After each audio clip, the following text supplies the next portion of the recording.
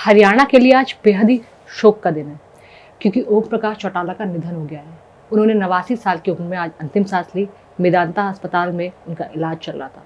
बताया जा रहा है कि उन्हें सांस लेने में कुछ दिक्कत पेश आई थी, जिसके बाद से उनको गुरुग्राम के मेदांता अस्पताल में भर्ती कराया गया था। लगभग 12 बजे उनका निधन हो गया और कल उनका पार्थिव शरीर अंतिम दर्शन के लिए रखा जाएगा। सुबह 8 बजे से 2 बजे का ये वक्त मुकर्रर किया गया है, जिसके बाद 3 बजे उनका अंतिम संस्कार कर दिया जाएगा। लेकिन क्या आप जानते हैं, ओम प्रकाश से जुड़ी बहुत सारे कहानियाँ और किस्से हैं जो अब चर्चाओं में आ रहे हैं। उनके जाने के बाद चर्चाओं में आ रहे हैं। उस दौरान भी वो चर्चा का विषय रहे थे। एक किस्सा ऐसा ही मुझे याद आता है, जब साल 1978 में उनके पिताजी देवीलाल हरियाणा के मुख्यमंत्री थे और खुद ओम प्रकाश चौटाला, जो कि हरियाणा में ओपी या ताऊ के नाम से जाने जाते हैं, बहुत लगाव भी उनका लोगों से रहा है।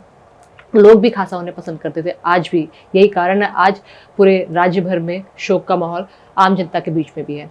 तो 1978 की वो बात है, जब साउथ ईस्ट एशिया सम्मेलन के लिए बैंकॉक में ओपी गए थे और जब वहाँ से वो सम्मेलन से वापस लौटे, 22 अक्टूबर का वो दिन था, 22 अक्टूबर साल 1978।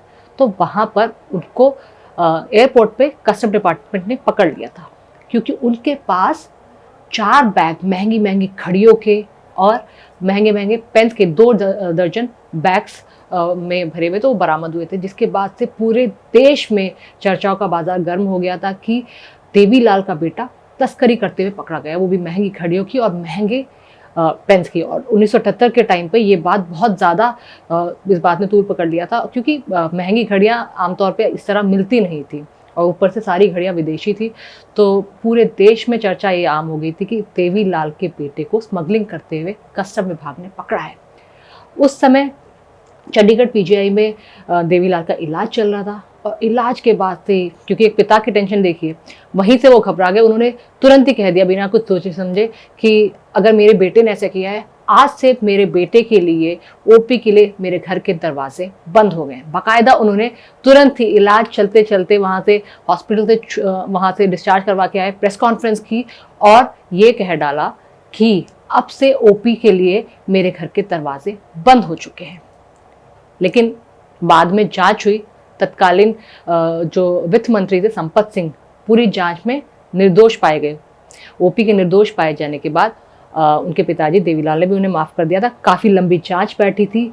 जब जांच में सामने निकल कर आया कि उन्हें महंगी घड़ियाँ गिफ्ट के तौर पर मिली थी, क्योंकि वो बैंकॉक गए थे, नॉर्थ ईस्ट एशिया का सम्मेलन था, तो काफ़ी सारे उनको गिफ्ट्स मिले थे। महंगी घड़ियों के अलावा पेन्स वगैरह भी मिले थे। तो ये थी ओपी चौटाला की एक कहानी, जब पिता ने बेटे को घर से ही बाहर निकाल दिया था और साफ साफ पब्लिकली एक प्रेस कॉन्फ्रेंस में ये कह डाला था कि अगर मेरे बेटे ने ऐसा कुछ किया है तो उसके लिए मेरे घर के दरवाजे बंद हो गए। इसके अलावा एक आखिरी बात मैं आपको बता दूं कि ओम प्रकाश चौटाला हरियाणा में 5 बार मुख्यमंत्री रहे हैं। पहली बार 1 दिसंबर 1989 को उन्होंने मुख्यमंत्री पद की शपथ ली थी।